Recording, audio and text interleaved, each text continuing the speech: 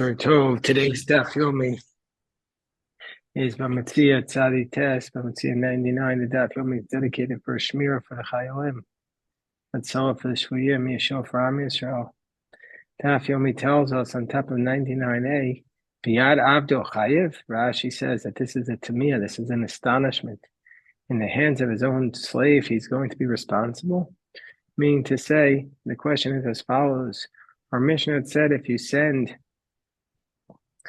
if a lender sends an object at the behest of the borrower, but if the lender sends it in the hands of his own eved, that the borrower is responsible. The Gemara says, but why? Even though the borrower said, send it in the hands of your eved, yad eved ki yad rabo, the hand of the slave is just an extension of the master. So as though the owner of the object is bringing it. So if it breaks, it's not yet in the borrower's possession. So why is the borrower responsible? So two answers to this question, one from Shmuel, one from Rav. Amar Shmuel, Eved Ivri do Kanile Gufe.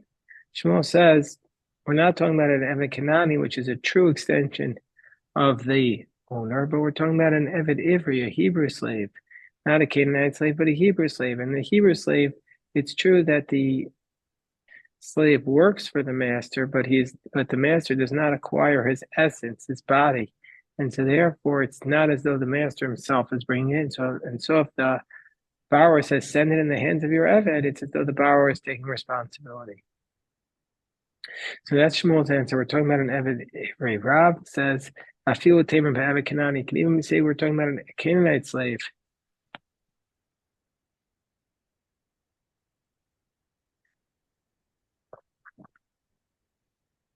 Just before we get up to that, I want to point out that Tosfos says, is a slight problem with this, because here we're saying that the Hebrew slave, the master, does not acquire the essence of his body. But in the first chapter of Kedushin, Tosfos points out, we say that Eved Ivri Kufo Konoi. That is indeed the case that the Eved Ivri his whole body is acquired by the master. So Tosfos has to limit it and say, that means to say that he needs a contract to basically buy himself out. He needs a starship, or he needs a document of emancipation, or he needs a contract to demonstrate his depreciation if he wants to free himself. So Tosfos limits the Gemara in Kedushin. Rav says, I feel tema b'eved Kanani. Rav says, no, here what we're talking about is even an eved a Canaanite slave. Why? Because Nasik Omerway, because it's as though the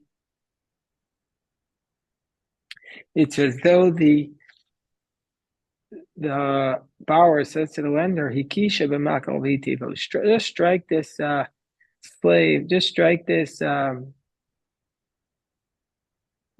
the animal on the stick, and it'll go out. And so, therefore, it's as though the borrower is assuming responsibility from the second it leaves the lender's domain.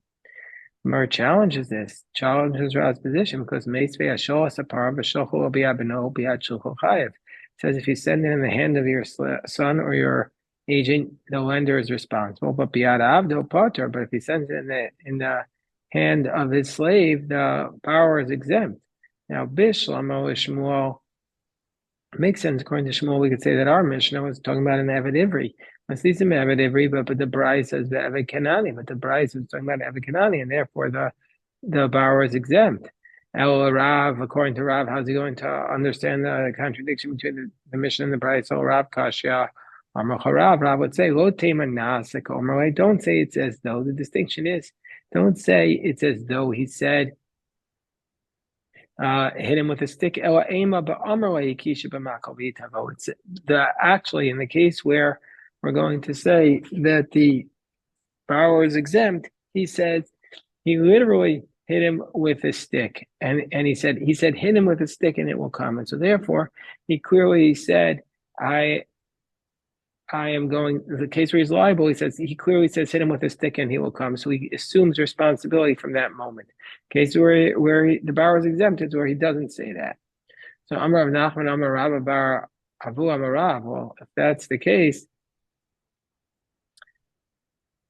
so I skipped on to Itmar because we learned to Shalani Parasla. He says, let me borrow your cow. Amar be on me. He says, how are you going to get it? He says, just hit it with a stick and it'll come.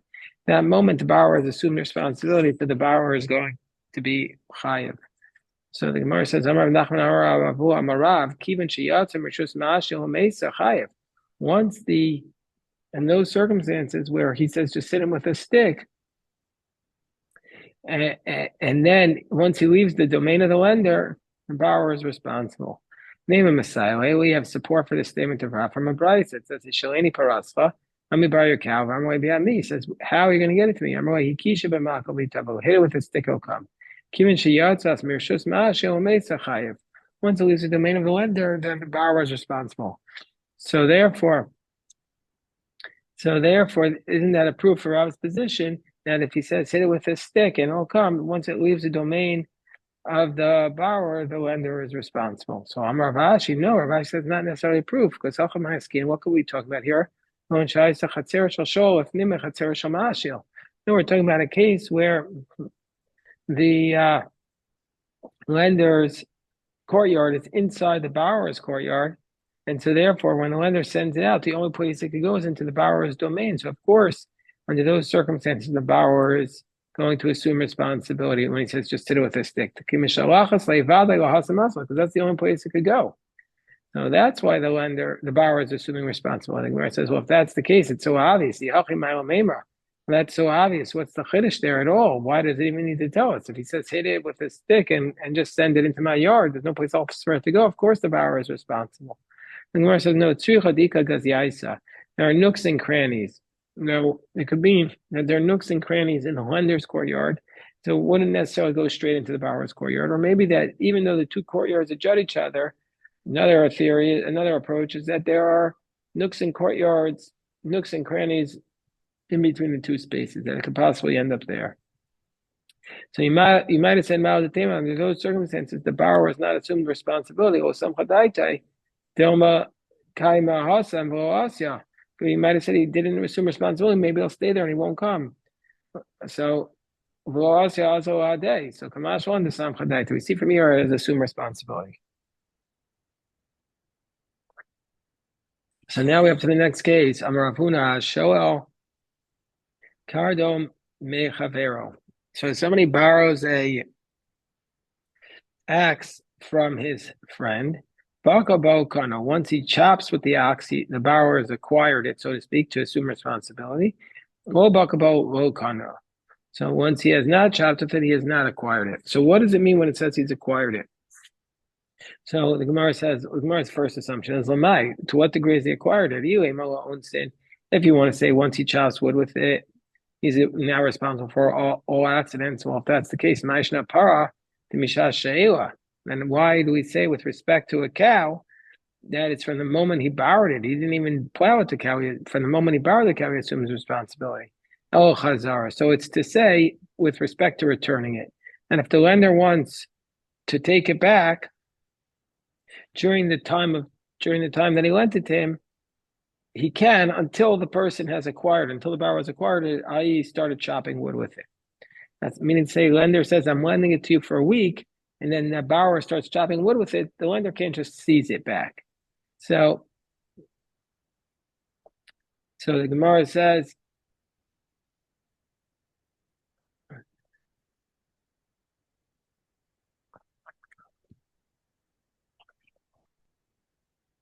again, Bakabo, once he chops wood with it, well, matzi other bay, then the lender can't seize it back. Well, other bay mashil. Well, Bakabo, but if the borrower didn't start chopping wood with it, matzi mashil.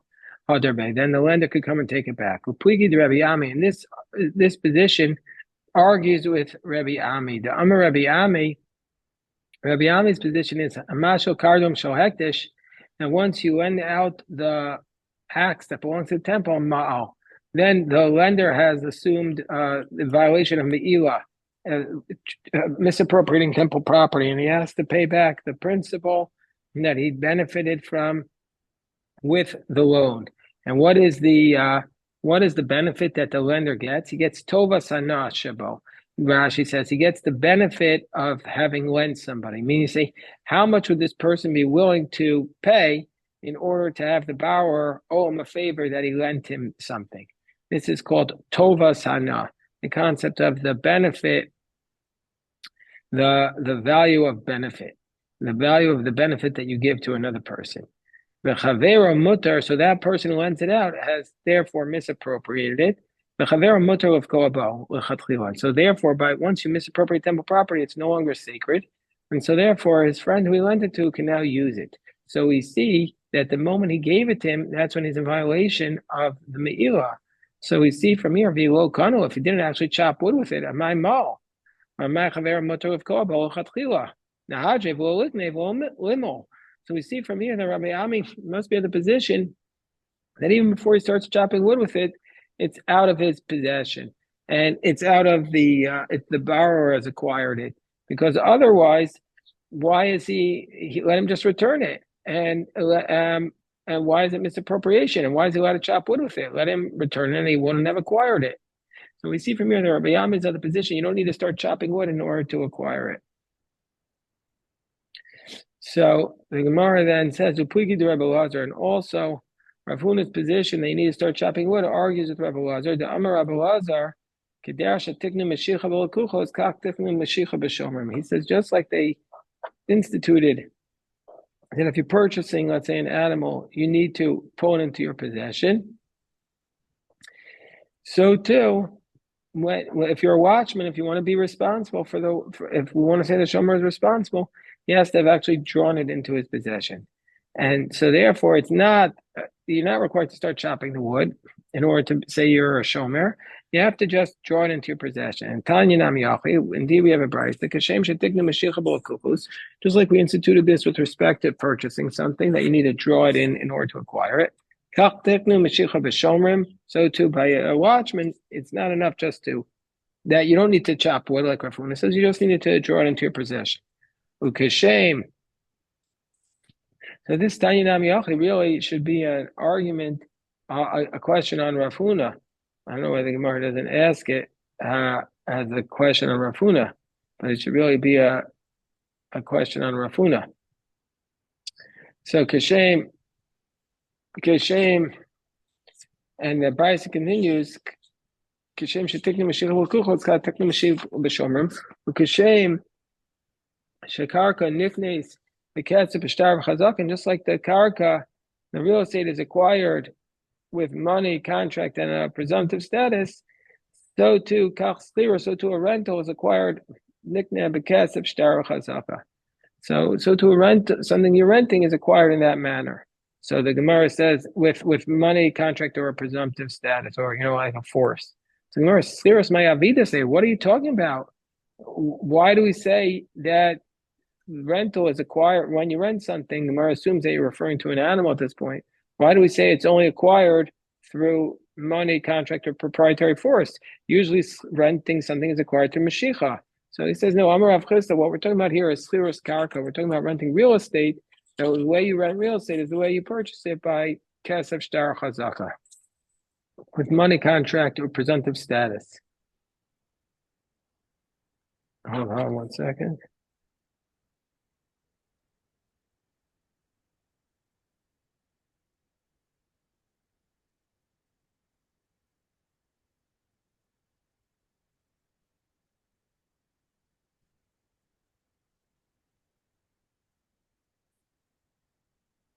I'm really bothered by the fact that why don't they say this Tanya Nami Helchi is a question on Rav Huna, because it's a price against Rav Huna. So let me see. Hold on 1 second. Let me just check for 1 second. Yeah. I don't know. Let me see if can look here in the back of the Masifta Shas, in the Yalkut Biurim, if they raise this as a question. Let's see if they raise my question. Otherwise, I'll just assume that I'll have to look at it again.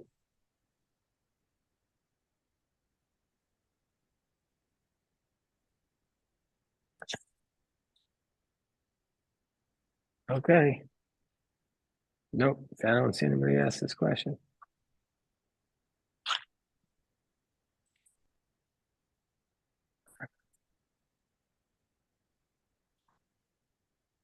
Okay, we go on. Says the Gemara on the top of 99b. Amar Shmuel, Hi man, the Gazel Chavitza de Tamri Mechavera. So Shmuel says, let's say you steal Uh, Again, here it's not really clear what is exactly the connection to the previous sugya, but Shmuel says, "Haiman the gazel chavitza the tamar mechaveri." You see, you steal a bundle of dates. The dates come in bags of 50, or like pressed together as cakes of 50 dates. So vispe chamishim tamri, they're 50 dates. So agav hadadi. So if you sell all the dates together, misdabim benun. So you steal 50 dates. If you sell them together, you sell them for $50. Nochi chada, but let's say chada, but you sell them, if you sell them all together, misdam benun nachi chada. Then you sell them for 49. But chada, but if you sell them one at a time, misdam benun. So basically, if you steal a whole bunch of dates together, now if you would sell these dates one like a wholesale, then you would sell it for $49. But if you sell them one at a time, you would sell it for $50. So this thief has to pay back. So how does he pay it back? Well, if he's paying back a regular person, if it's not sacred, Misham Chamishim, he's going to pay back Chamishim Nachichad. I'll just pay 49. I'll assume he sold it all at once. But if he's paying back, if it's a temple property that he stole, Misham Chamishim V'chum he pays back 50 plus 1/5. So then he would pay back the 50 plus 1/5, because the hektish because the hektish is going to pay back the more. And the hektish, we're going to view him as stricter and going to make him pay back the whole thing. Masha ain't came from mazik, but that's not the case with respect to somebody who damages. That if somebody damages a sacred property, you wouldn't pay back the extra 1/5 to the temple. And this seems to be a little bit of a problem, because by Shmuel's position, we're saying that if somebody damages hektish, he's only exempt from the 5th. But the Otsus writes that biblically speaking, somebody who damages hektish is also exempt from the principal. And this is the Mishnah in Bava Metzia. It's only rabbinically that we say they have to pay the principal. So Shmuel is saying that nevertheless, you pay back the principal, but not the extra 1/5. So the Gemara says, the Amar Mar ish ki yochal kodesh. Now, how do we know that we're going to be strict with respect to hektish and paying back these, as opposed to hedjot, as opposed to a regular person? When it states ish ki yochal kodesh, if a person will eat from the sacred objects, which means to say, and then he has to pay it back plus add 1/5 pratla mazik. And we see from here that only if you eat from the temple do you pay back the 5th, but otherwise, if you just damage them, you pay back the principal rabbinically, but not the extra 1/5. So mazik for Rav Bibi bar Abaye. So Rav Bibi bar Abaye is challenging Shmuel's position with respect to somebody who steals from hedjot. And what's his challenge to it? Because it says, Amai mishalim chamishim nachichada. Why did he pay 49? Namely, why doesn't he say to him, Ana chada chada? Why doesn't he say to him, I would selling them one at a time? So therefore, the hedjot should be able to get back all 50. So Amar Afuna Paredu Rav Yoshua, no, because we have a principle, Shaman Beisa, but also saw that when it comes to a thief who steals a row of vegetables from the garden, we don't say how much was that row of vegetables garden, but we look at the depreciation of the whole field, which is, in that case, the row of vegetables is worth less than if you would just look at it by itself. Here also, we give the thief the more lenient approach, and we look at it to say, how much was this whole package of dates worth if you sell it all at once? Tanan, so this means to be that Shmuel's of the position. The Savar Shmuel din hedjot lav kedin gavodim. It must be that Shmuel's of the position that there's a distinction between the laws of a regular person's property versus the laws of the temple when it comes to somebody who stole. Vatanan, is this really the case? But didn't we learn in the Mishnah in Baba in Me'ila, and it's also in Bava Kama, not though Evan or Korah Hektish, that if the treasurer of the temple takes the beam or a stone from the temple, well, no, then he's allowed to have it, so that's not misappropriation. Nas no chavero. Let's say he gives the beam or the stone to his friend. Humal the chavero will then the treasurer is the one who's misappropriated it because he misused it. Bana betoch pei. So once he builds it in his house, he's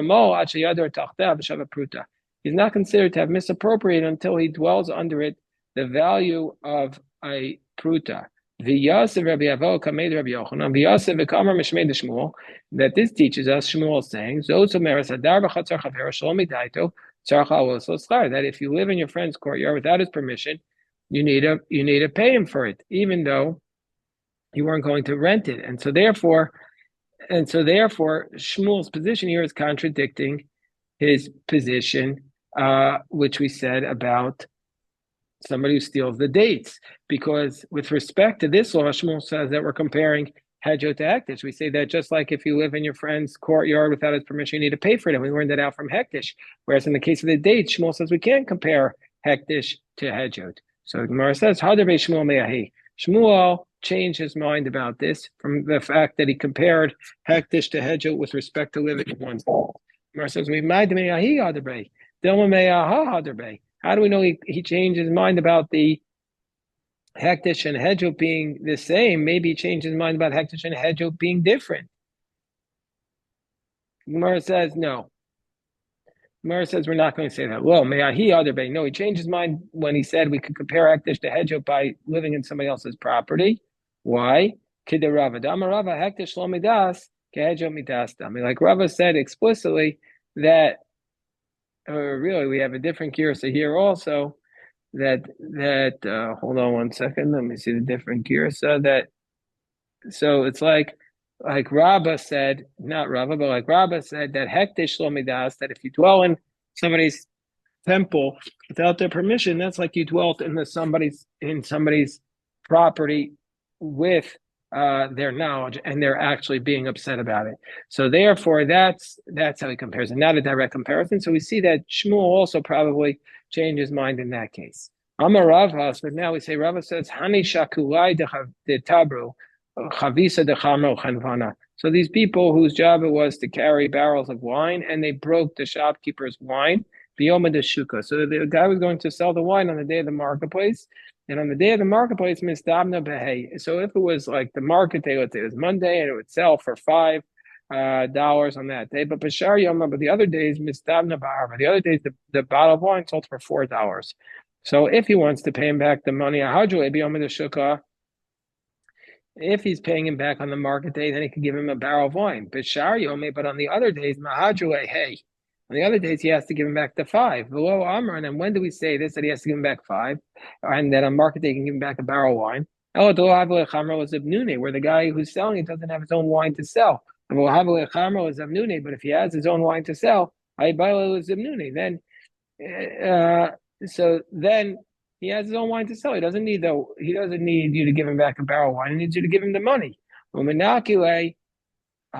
Agar tirche udmei barzanaisa. And when you pay him back the money, after you broke his barrel of wine, you could deduct from it the amount of labor it's going to cost to try and sell it, which is some value, and also the amount he would have to pay somebody to open up a barrel of wine, which would also be some value that he'd have to pay.